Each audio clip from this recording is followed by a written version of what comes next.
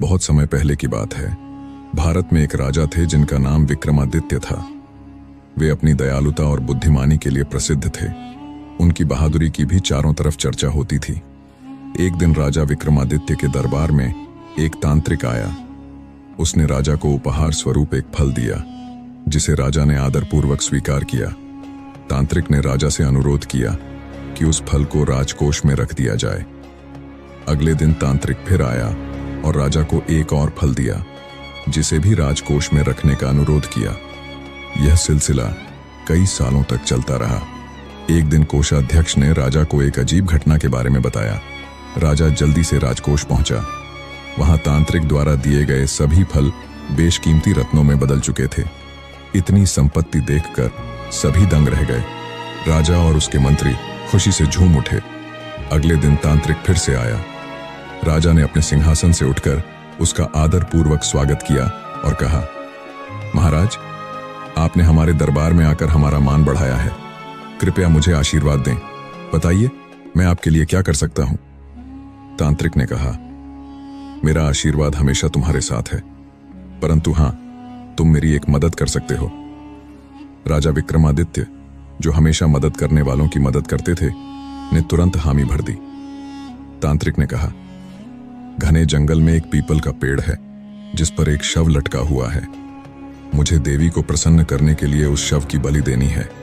लोग उस जंगल में जाने से डरते हैं। क्या तुम अमावस्या की रात को अकेले उस शव को मेरे लिए ला सकते हो? राजा ने साहस के साथ इस काम के लिए हामी भर दी। अमावस्या की रात को राजा अकेले ही जंगल की ओर निकल पड़े। वह रात काली और अंधेरी थी और जंगल में गहरा अंधकार छाया हुआ था। लेकिन राजा बिना विचलित हुए, बिना डरे आगे बढ़ते गए। अंत में वे उस पीपल के पेड़ तक पहुंच गए। पेड़ के चारों ओर कंकाल और हड्डियां बिखरी हुई थीं। पेड़ पर सफेद कपड़ों में लिपटा एक शव लटका हुआ था।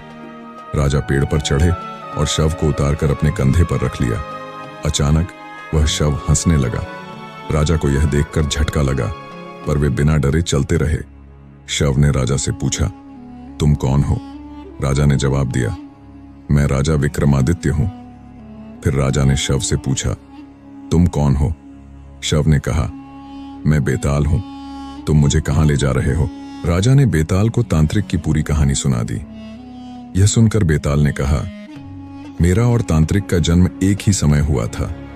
अगर तांत्रिक मुझे पकड़ लेगा तो वह मुझे मारकर अपनी शक्तियां बढ़ा लेगा और बाद में तुम्हें भी मार देगा।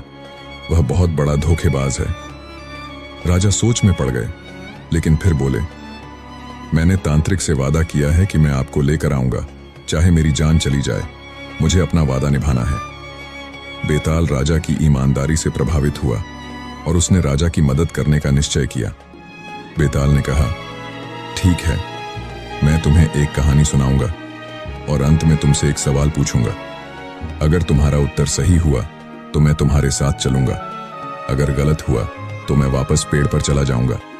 लेकिन अगर तुम चुप रहे तो तुम्हारा सिर फट जाएगा। क्या तुम यह मानते हो? राजा ने बेताल की शर्त मान ली और उनकी यात्रा आगे बढ़ी।